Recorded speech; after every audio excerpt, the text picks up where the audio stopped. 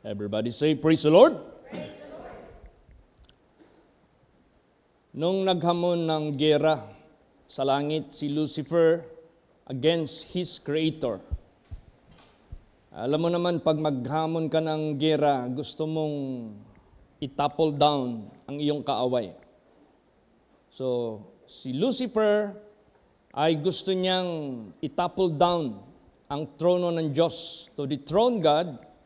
At gusto niya siya ang mag-take over sa pwesto ng Diyos. So he staged war. Talagang naghamon talaga siya ng gera. And expecting na siya talaga ang mananalo with 1/3 of an angels na kanyang nakonbinsi. Ganun pa man, inutusan ng Diyos si Michael, the archangel, to face Lucifer and to defeat him, para taluhin siya. Nanalo si Michael, the archangel. At yun na nga, hinatulan sila ng Diyos, ang kaaway, at binagsak dito sa lupa. Ngayon, kung ating isipin, hindi nag-utos ang Diyos ng pinakamalaking ranggo ng angel doon sa langit.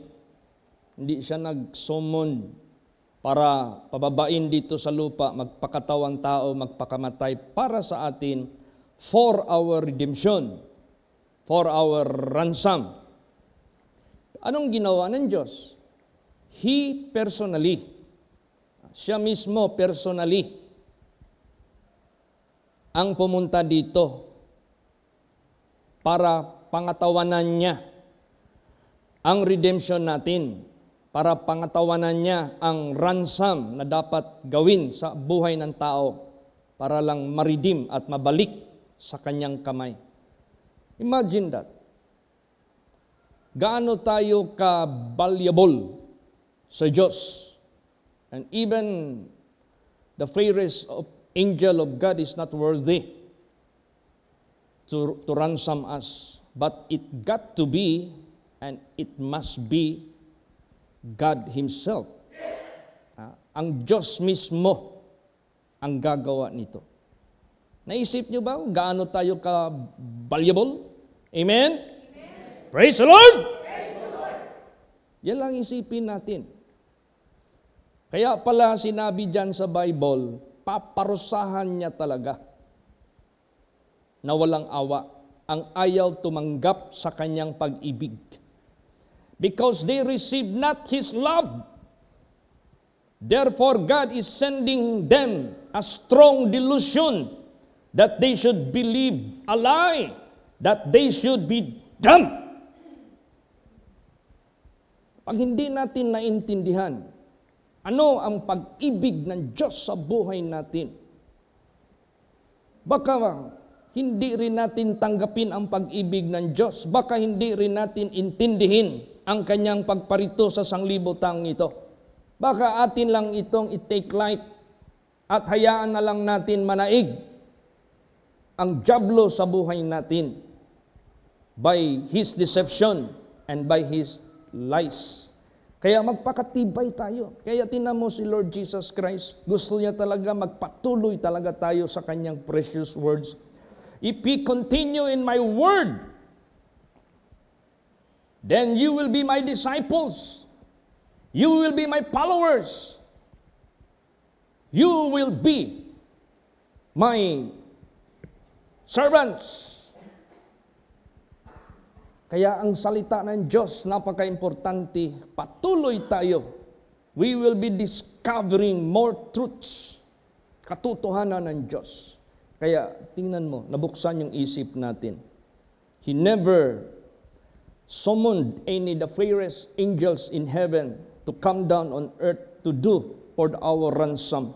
But He Himself made it. Siya mismo ang gumawa nito. So God conclude that even the fairest angel is not worthy to do such the task. Siya lang ang worthy, wala ng iba. Kaya yung inawit kanina sa choir, it was for me. He died. Yung inawit sa special number, yes, ano ang dahilan? Bakit siya pumarito? Ako ang dahilan. Ikaw ang dahilan. Tayo ang dahilan. Basahin natin. Isaiah 53 verse 5. Praise the Lord. But he was wounded for our transgressions. He was bruised for our iniquities. The chastisement of our peace was upon him, and with his stripes we are healed. Tayo ang dahilan. That is why he was wounded. Tayo ang dahilan because why he was bruised. And for that purpose, because of our transgressions, because of our iniquities, he was wounded and he was bruised. For what purpose? That we might redeem us, that we might ransom us, caused by our transgressions, caused by our iniquities, nangyari na napapunta tayo sa kamay ng kaaway ng Diyos. We became captives of the enemy of God. So gusto ng Diyos na bawiin tayo. Gusto ng Diyos na i-redeem tayo. So siya mismo ang gumawa nito. It is God Himself who did it. Nagpakatawang tao siya. He humbled Himself and took the form of a human being or a form of a servant.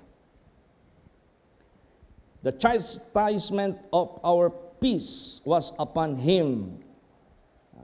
For the sake na tayo ay hindi magkaroon ng trouble sa future natin, which is no other than to be in hell. Troubled ang tao pag nasa hell. Gusto niya meron tayong peace. To be in the kingdom of God, that is peace, eternal peace.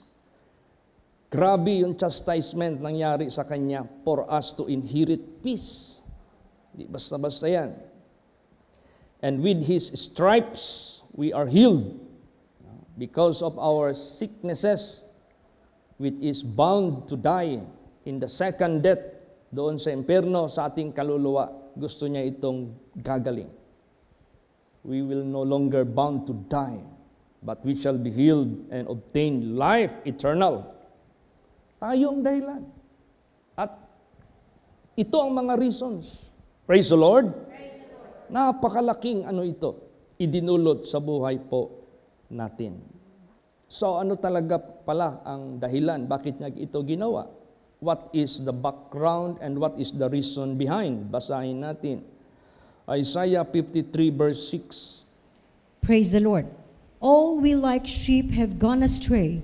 We have turned everyone to his own way, and the Lord had laid on him the iniquity of us all. See? Tayo lahat, katulad sa tupa na nawala ng landas, naligaw ng landas, at tayo'y ibinalik bawat isa sa atin sa kanyang sariling daan.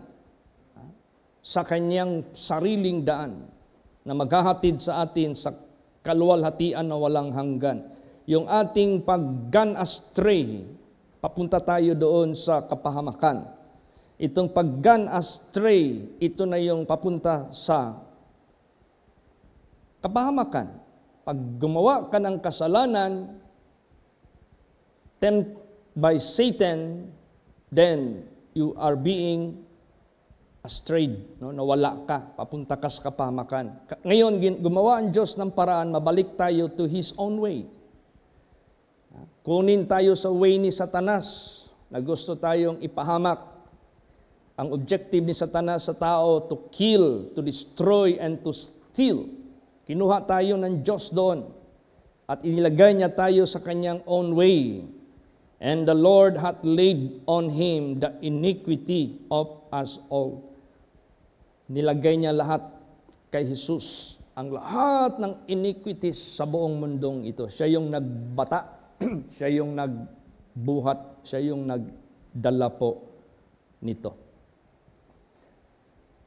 Bakit yung palang pastor, yung offering pala ng dugo sa Old Testament, ano palang silbi noon?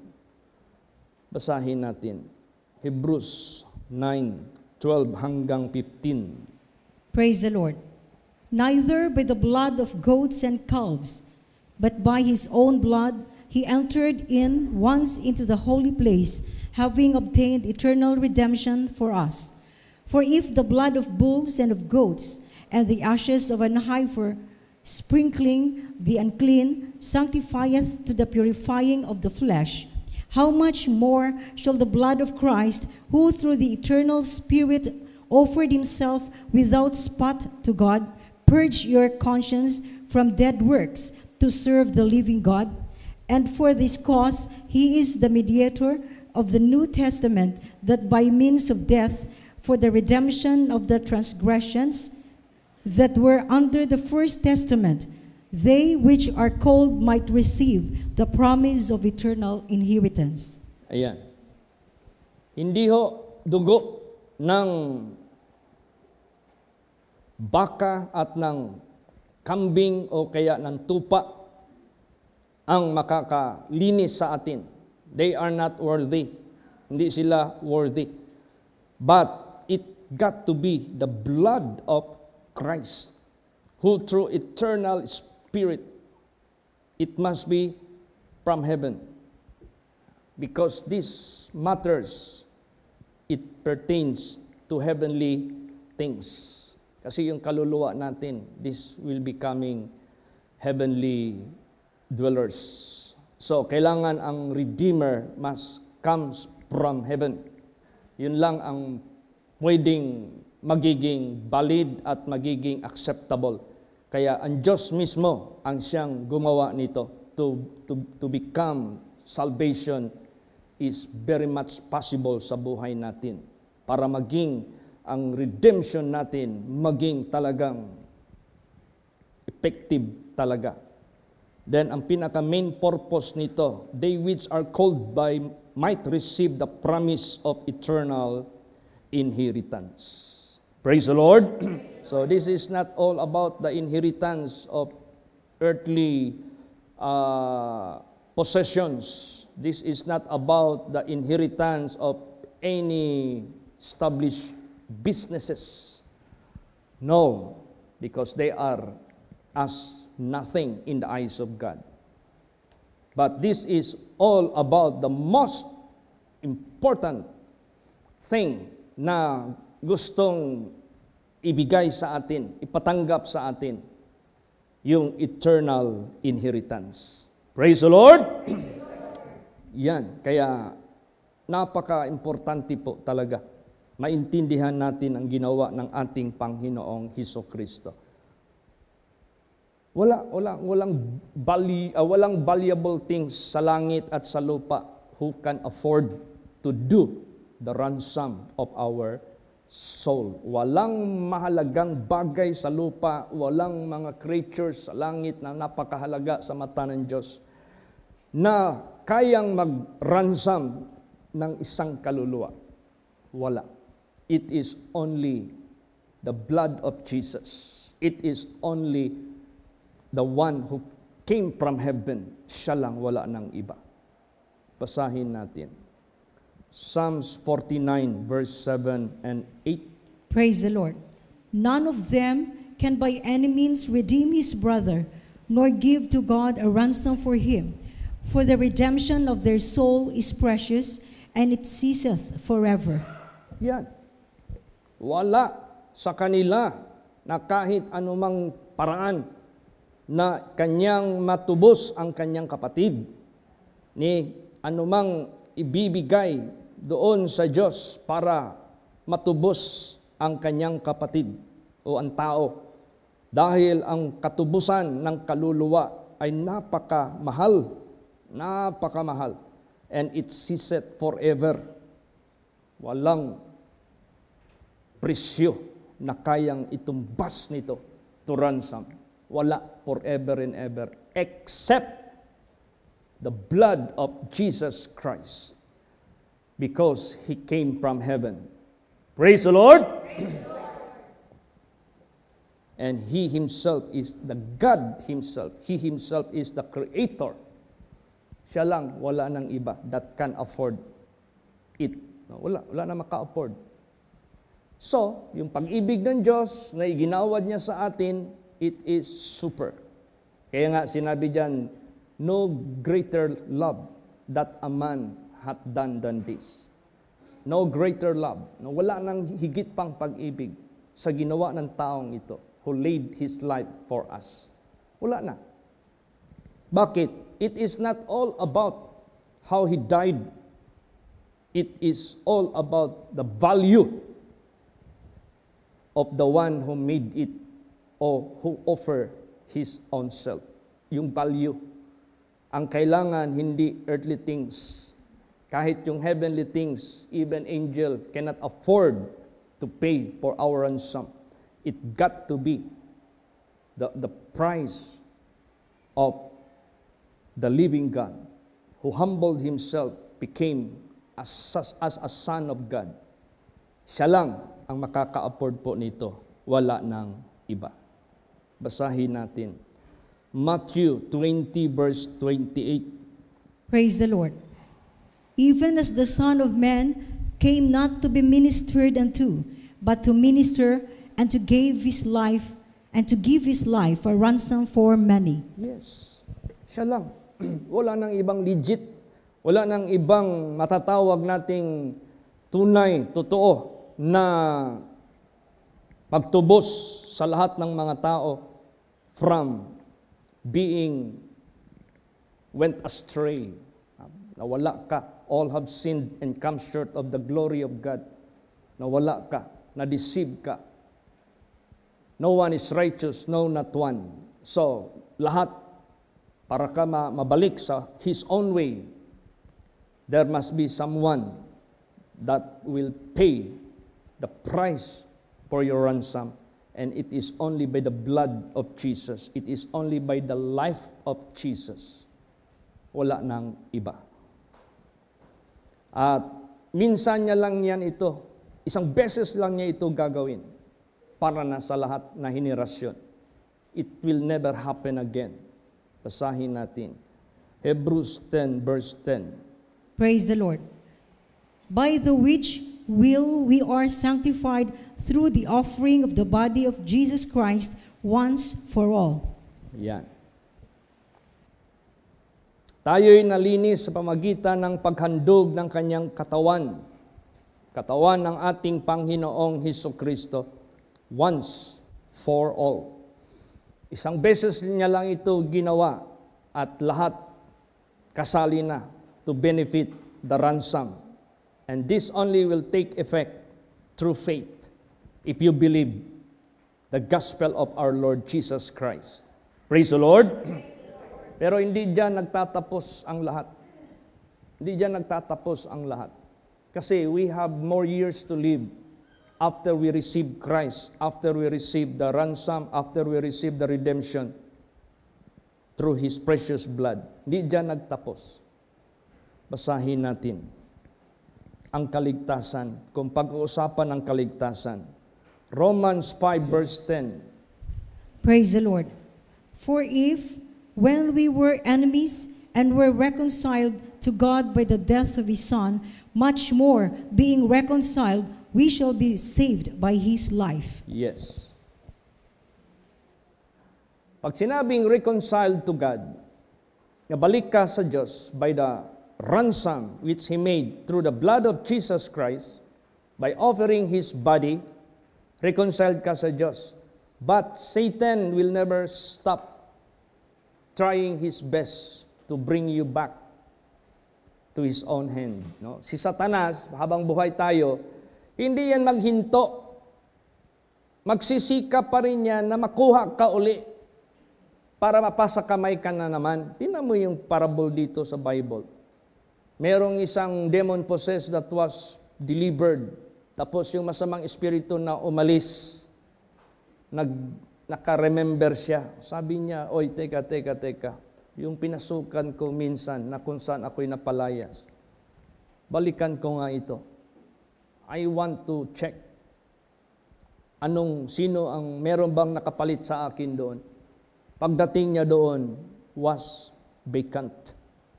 Anong ginawa niya? He invited 7 more evil spirits and possessed the person. So si Satanas, kahit na-reconciled ka na sa Diyos, he will never cease habang buhay ka. Nakunin ka uli. Unlike yung isang magnanakaw doon sa cross, that very day namatay, okay na siya. Pagsabi niya kay Jesus, Lord, remember me when thou comest into your kingdom. And Jesus said, today thou shalt be with me in paradise. Kasi yung span ng time ng kanyang existence, hours na lang ang naiwan. And Jesus concluded it, he will die together with him at that very day. Kaya sabi niya, today thou shalt be with me in paradise. Tayo, kailan ka pa nag-receive kay Jesus? Kailan kayo nag-receive kay Lord Jesus Christ? Kailan kayo na-ransom? Do you think hindi ka nabalik sa kamay ng dyablo? Now, paano ka mabalik sa kamay ng dyablo? Pag ikaw ay lumayo sa Diyos at hindi siya ang nakapuno sa puso mo. Pag ikaw ay hindi nagpatuloy sa salita ng Diyos. Alam mo, ang pagpatuloy natin sa salita ng Diyos, it must be wholesome. It must be absolute. Walang bakante yung sanglibutang ito na i-reserve pa natin. Hindi. Kailangan buong-buo yung kabanalan ng Diyos. Yan na yung mapuno sa buhay natin. You should not be engaged to any worldly lust, worldly pleasures, sinful living. Hindi ka na pwede dyan. Kaya hindi basta-basta habang naghihintay ka sa Diyos. So, anong ginawa ng Diyos? By His death, we are being reconciled to God. Ano namang gagawin niya? Ano namang ginawa niya para wag na tayong mawala? By His life, we shall be saved. Yung buhay niya na ipinakita niya sa atin na ehemplo, by that, maliligtas tayo. So, kailangan mamumuhay na tayo by the life of Jesus. Praise the Lord. Ganon. Hindi basta-basta. So, kailangan talaga natin ng patuloy na, alam mo ang tao, naranasan nyo na bang nag-almusal? Pagdating ng alas 12, gusto mo namang kumain, pero wala kang makain. Tiniis mo. Dumating na lang ang merienda, wala kang makain, tiniis mo. Pagdating ng dinner, wala kang makain, tiniis mo. So ano ngayon ang mangyayari? The following day, gusto mong mag-almusal, wala pa rin, tiniis mo. Dumating na naman ngayon ang tanghalian, wala ka pa rin makain, hanggang ilang araw tiniis mo. Ano ngayon ang mangyayari sa buhay mo? Anong mangyayari ngayon sa physical? Yung reaction ng physical mo. Di ba? Unang-una, wala kang katinoang isip. Mapraning ka. Ikalawa, manghina ka talaga. So, ganun na ganun sa spiritual life natin. Yung buhay ni Lord Jesus Christ, wag na natin itong hintuan. Konsumuhin na natin ito araw-araw sa buhay natin. Ito na yung food intake natin. Praise the Lord. Para yung inner man natin laging malakas, laging malusog. Wala talagang tendency na ito ay magkakaroon pa ng chance na matikio tayo ni Satanas. Hindi, wag nating bigyan ng pagkakataon ng dyablo, magpakailan pa man. Kaya, by the life of Jesus, we shall be saved. If we are being reconciled by His death, but the question is, di ba, wala bang balak si Satanas na ibalik tayo sa kanyang kamay? Meron. He will never stop until you die. So, dapat, since, may inaawit tayo dito, since I am redeemed, I will glorify His name. Diba? So, pag na-redeem ka na, you must live the life of Jesus. Because by the life of Jesus, maliligtas ka. Amen? Praise the Lord. Na ano bang life ni Jesus? Meron bang tukso dito na nakalusot? Wala. Meron bang masamang salita lumabas sa kanyang bibig? Wala. Hanggang sa kamatayan niya, meron bang nakalusot na iniquity? Wala. So lahat na ikinabuhay ni Jesus, diyan tayo mabubuhay at diyan tayo masisave. Now, what is God? God is the Word, and the Word became flesh, and that is Jesus. So the Word of God is God Himself. The Word of God is Jesus Christ Himself. Ito na yung ating konsumuhin. Non-stop. Praise the Lord. Praise the Lord. Ito na. Para mabubuhay tayo sa pamumuhay na ikinabuhay ng ating Panginoong Hesus Kristo. Hanggang sa kamatayan na natin yan. Gawin natin talaga yan. Pag mamatay na tayo, wala na tayong alalahanin. Kumbaga pa sa sinabi ni Paul, for me to live is Christ, and to die is gain. Ano pa? All my sufferings and my difficulties in life are not worthy to be compared of the glory that shall be revealed. So merong tinutukoy si Paul, the life after here. May tinutukoy si Paul, the existence of him after here. Meron siyang tinutukoy. And that is what Jesus preaches. And that is what the Word of God gave us, the knowledge about all those things. Kaya napaka-importante talaga ng knowledge sa Word of God. Napahalagahan natin ang ating magiging life after here.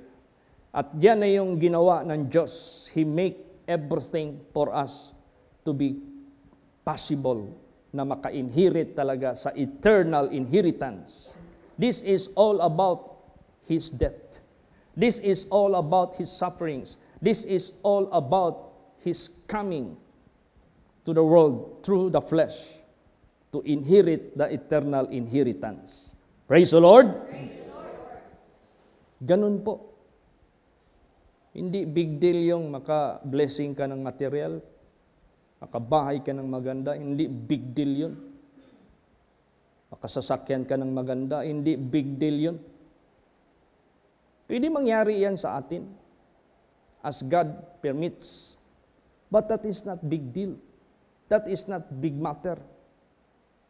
Iwanan natin lahat yan. Kita kayo ng baha sa Japan, magsilitawan yung mga sasakyan. Kita nyo yung mga condominiums, mga towers, pag maglindol, para lang silang mga tumatayo lang na ashes, na bigla na lang na disintegrate, na tumba kaagad. Kita kayo ng mga barko na mga cruise ship na magaganda, akala mo mansion made of gold. Pag nalunod, parang wala na. Lahat ng sanglibutang ito, anything that are of this world are vanity of all vanities. Ang reason talaga na pumunta si Jesus Christ dito para magpakamatay for our ransom is for us to inherit the eternal inheritance. Praise the Lord! Praise the Lord. Now, kung hindi mo damahin yung eternal inheritance na yan, baka maya-maya, pahintulutan mo na lang, manglupaypay ka, pahintulutan mo na lang, mag-half-hearted ka na lang, pahintulutan mo na lang, maging hilaw ka na lang sa paglilingkod sa Diyos. Hindi pwede yun. We have to feel what are those eternal inheritance. I-feel mo yan. I-consider mo yan. And you have to look ahead sa daan mo. Hindi kaya ang buhay mo puno ng pagtitik ng mga tao, puno ng mga pagtitik ng mga nagkakamali, puno ng mga pagpuna sa kapwa, na puno ka ngayon sa sanglibotang ito na puro mga gawa ng kapangyarihan ng kaaway. Hindi ka na makatingala doon sa unahan mo. Huwag mong pahintulutan na ganun. Huwag kang tumingin sa kahirapan kung naghirap ka man. Huwag kang tumingin sa difficulties kung nasa difficulties ka man. That is all temporary. Huwag ka rin tumingin sa pagpapala na natanggap mo sa ating Panginoong Diyos. That are all temporaries. Anytime that will be taken from you, or anytime you will leave it all together, iwanan mo rin yan. So yung eternal inheritance is the major matter why God came in the flesh. Why Jesus died at the cross. Praise the Lord. Huwag tayong bulagi ng dyablo dyan. Huwag palabuin ng masamang espiritu. Huwag tayong guluhin ni Satanas sa ating concentration about eternal inheritance. Or else, baka mas interested ka pa sa bagay na temporary kaysa sa eternal. Baka mag-ipon ka pa ng kayamanan sa lupa kaysa doon sa langit. Samantalang sinabi ni Jesus, lay not treasure on earth, where moth and rust that corrupt and thieves rob through. Lay up treasure in heaven. This is all about eternal inheritance. Yun ang ating atupagin, lalo't higit. Praise the Lord. Praise the Lord. Yun po. At bakit si Paul, he has the all assurance of the future. Future, ibig sabihin, life after here. Future, ibig sabihin yan, the life which is to come. Yung parating na buhay, hindi dito sa sanglibutang ito. Bakit? Because Jesus made the answer of all those matters. Balisa ka sa buhay mo sa sanglibutang ito, Jesus is the answer. Seek ye first the kingdom of God and His righteousness, and all these things shall be added unto you. Balisa ka sa mga necessities mo, Jesus is the answer. Obey and you will be blessed. Balisa ka sa pangailangan mo sa sanglibutang ito, Jesus is the answer. Siya ang lahat. Ask anything in my name, I will do it for you. Pero huwag tayong mawala sa eternal inheritance. Those things just shall be added. Praise the Lord. Lahat yan, pawang dagdag lang yan, but that is not the main thing na gustong ipaabot ng Diyos sa buhay natin. So, Jesus made the answer and the solution of our future. Dito man at doon sa kabilang buhay. How? How He did it? Basahin natin. Romans 4:25.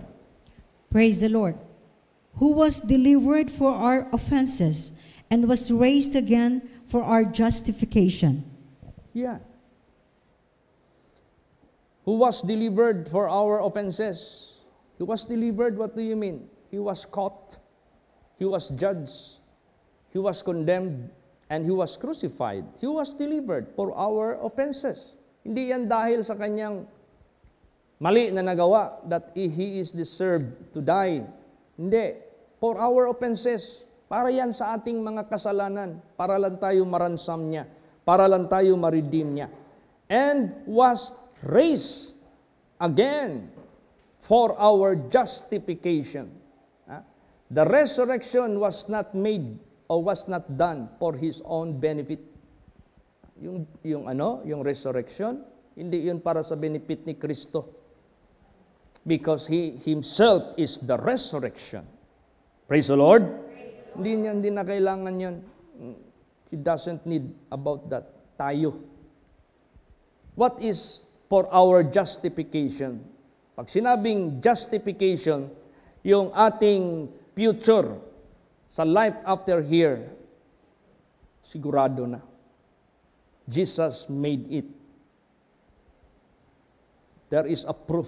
Kaya si Paul, sabi ni Paul, for me to live is Christ and to die is gain. Paul is expecting for the resurrection of Jesus because that is the justification for all who believe Him. Pag sinabing justification, that is the confirmation of His promises. Praise the Lord. Hindi yan mabibigo magpakailan paman. So wala nang ibang purpose bakit siya nagpakamatay, bakit siya nagpakatawang tao, para kunin tayo sa kamay ng kaaway ng Diyos. Now, kailan ba tayo pwedeng ibalik sa kamay ng kaaway ng Diyos.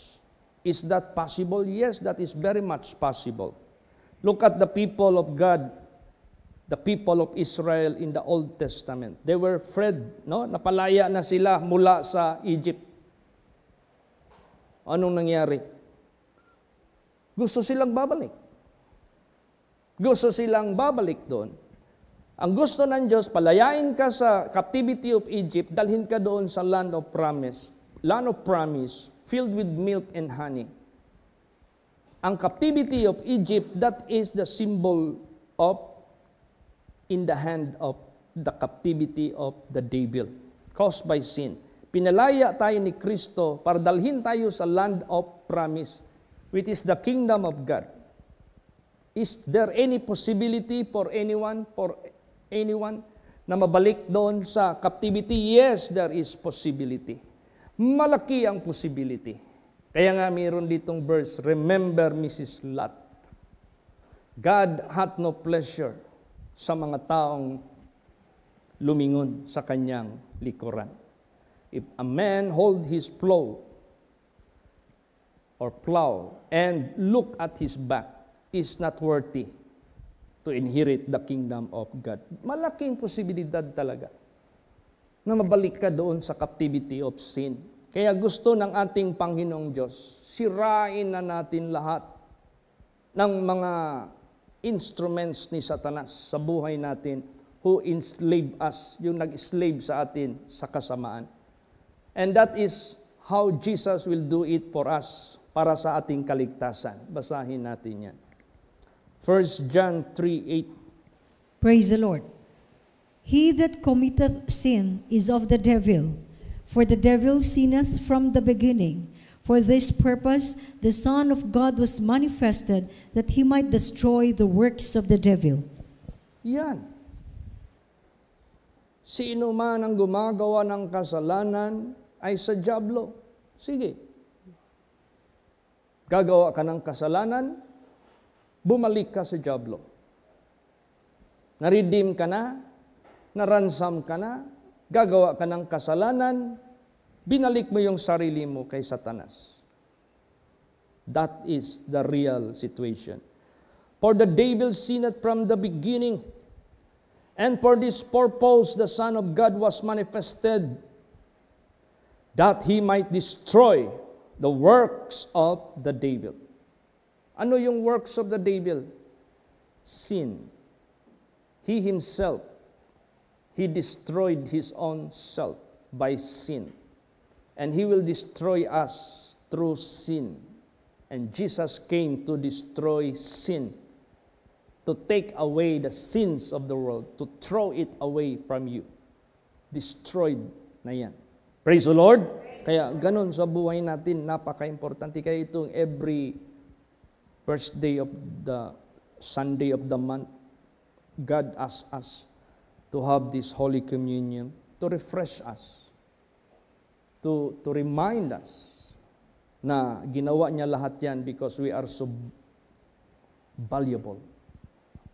If we are so valuable, there is no such amount of money that can redeem us.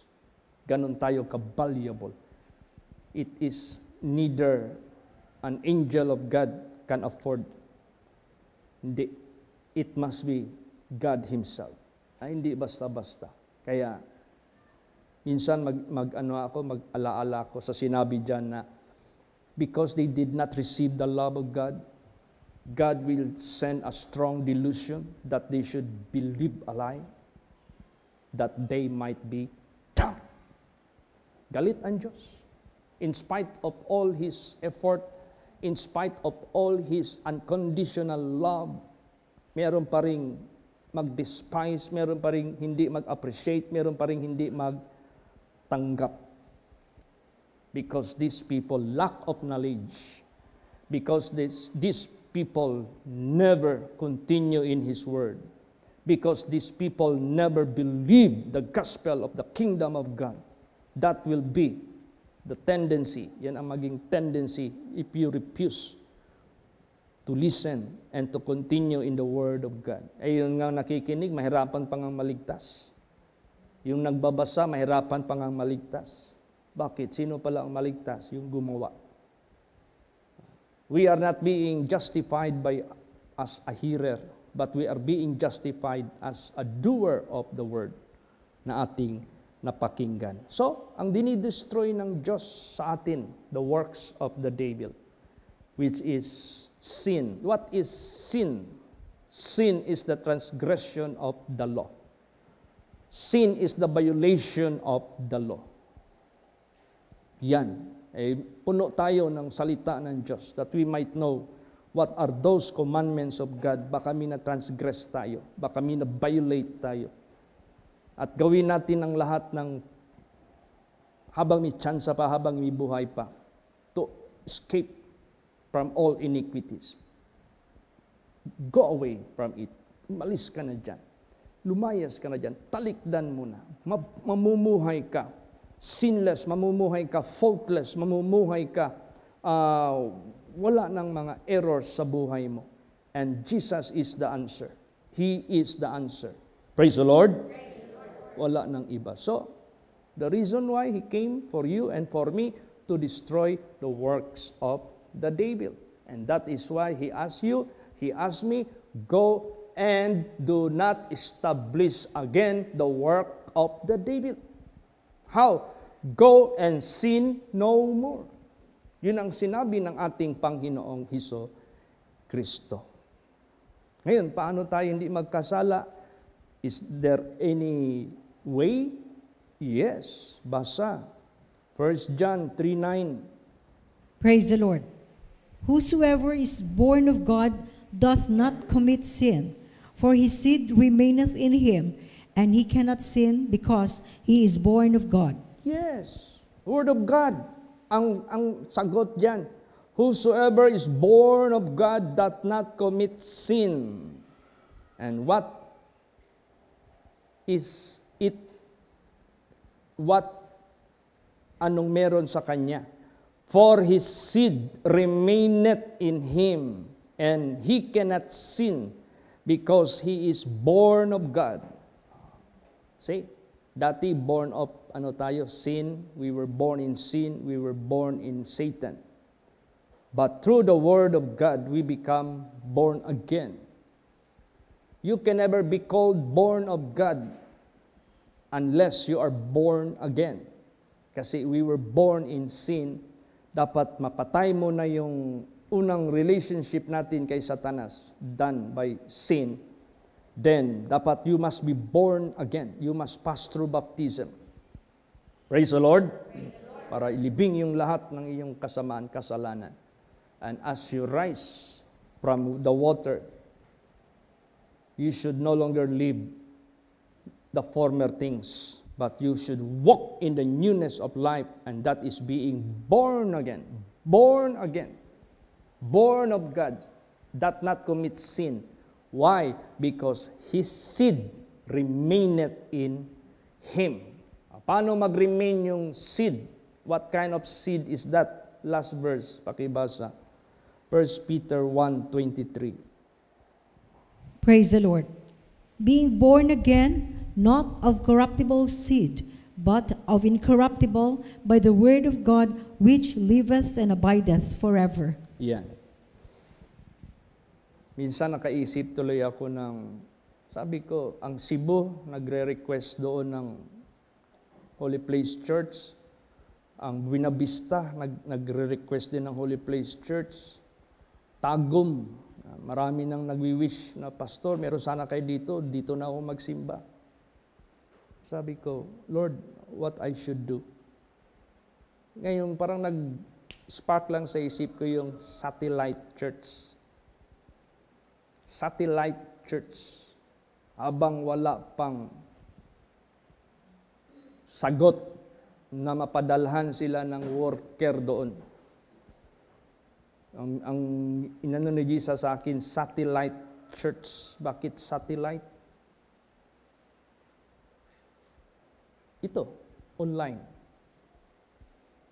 Maglagay doon tayo ng venue, pero isurvey muna natin ang area. No? Lagay ng venue na accessible sa lahat. Doon mag-grouping ang mga anak ng Diyos. Mag-training tayo doon, mag-MC, mag-train tayo lahat doon. Hanggang pagsabi ng Word of God, sabay sila sa atin dito.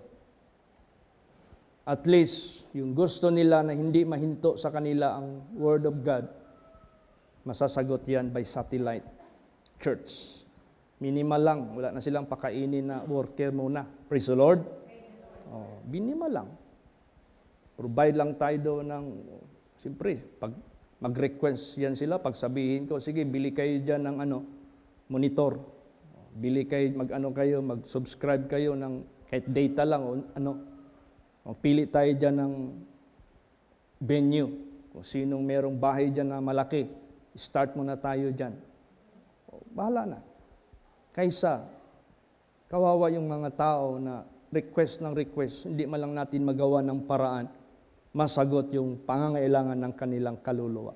Binigyan naman tayo ng Diyos ng system na pwede nating maparinig sa kanila anong meron dito sa loob. Praise the Lord. Let us use technology for God's glory and for God's honor.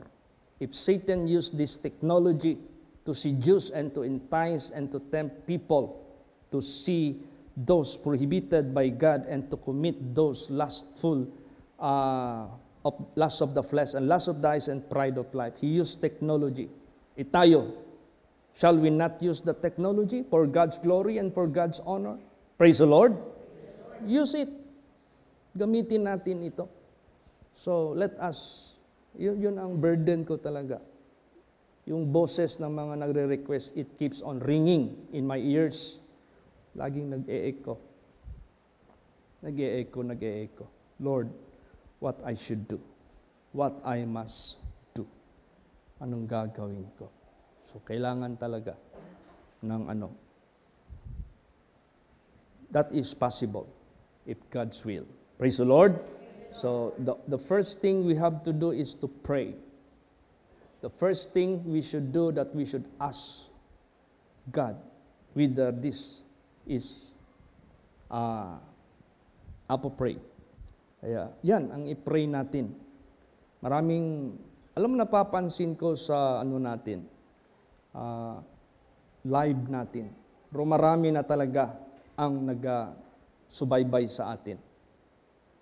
Mabilis mag 1K yung mga viewers natin.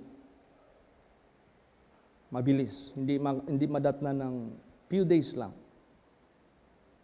Kung meron tayong mga satellite churches na itayo by God's will, makaka-invite pa sila ng kanilang mga neighbors, makaka-invite sila ng mga classmates, makaka-invite sila ng members of the family. So, malaki ang posibilidad. In-establish muna ni Jesus Christ yung system natin sa main. Para sa ganon, ito ay ating ma-spread. For the sake lang. Yun naman yung sabi ng Diyos, I will shorten the day. Ano ibig sabihin, I will shorten the day? Instead, I am going to travel many places and it will take me 1 month to reach those places. God can have a technology na magamit natin na kahit hindi na ako magbiyahe ng maraming lugar. The same message what I am preaching here at the same time. Kung may mga satellite tayo na mga churches, quick, para na rin akong nakarating doon. Praise the Lord. Para na rin akong nakabisita doon. Narinig nila ang Word of God. Iba pa yung mag-visit ako doon personally. Iba pa yon. Kaya yan ang i-pray po natin. Napaka-importante. Para hindi na mabalik ang sinuman sa kasalanan. You know what is the reason why people will be going back to the hand of Satan? Maggawa ng kasalanan. Balik sa kasalanan. What is the reason behind? Sinabi bago lang ngayon, hindi magkasala ang anak ng Diyos dahil ang seed remaineth in him. Now, what if that seed is no longer reachable for them? Is no longer available for them? So, anong mangyayari ngayon? Palagay lang natin sa physical natin. Mag-skip ka lang ng isang meal, yung heavy meal, madadama mo na yung pag-deteriorate ng iyong strength. Is it the flesh more important than the soul or the spirit? Hindi po. Mas importante yung spiritual kaysa flesh. If the flesh is needed to be fed regularly, how about our soul? Much the more regularly pakainin ng Word of God. Praise the Lord! Ayan, yun ang pinipray ko kay Lord Jesus. Lord, gabayan mo kami para ma-answer yung pangangailangan. Sa Cebu, meron na nag-chat sa akin, Pastor Chit, i-pray mo ako, lalakas yung business ko. I want to support the work of the ministry pag mabuksan itong Cebu. Buena Vista rin, sabi niya, Pastor, pray for my new business. I want to support the work of the ministry. So, let's pray. Idalangin natin ito by the grace. Let us use communication. Kung tayo nakasurvive sa mundong ito by communicating God through prayer, our brethren could also survive by continuing communicating with the Word of God. So, paano natin i-communicate ang Word of God sa kanila? Let us send this to their places. Ipadala natin ito sa kanilang mga lugar. Praise the Lord. And they can easily send their reply to us. Pwede tayo, merong main tayo na dyan, main talaga na communication natin. So lahat ng feedback, lahat ng mga comments, i-accept, i-receive, lahat ng mga requests, lahat ng mga, ma-receive natin. Reaction nila yan sa Word of God. I believe ang reaction nila sa Word of God is so positive dahil walang pagsisinungaling ang salita ng Diyos. Kaya mga anak ng Diyos, huwag nating kalimutan how valuable we are. It can never be done by an ark of angel of God to ransom us, but it should be and it must be the God Himself na magpakatawang tao para lang tayo ma-redeem. Kaya mahalin natin ang redemption, mahalin natin ang bagong buhay, alagaan natin ito, at i-share natin ito. Amen? Praise the Lord! I-share natin ito. Huwag natin itong anuhin. Let us not withhold, but rather release it and bring it anywhere of the world. I-pray talaga natin yan. So, please pray, no? Lalo't na itong Myanmar. I-pray talaga natin, parang umiinit na yung sa atin, invitation. So, sabi ko lang sa kanya, I'm waiting for my God's signal go. God will provide, sabi ko sa kanya. So, i-pray natin lahat.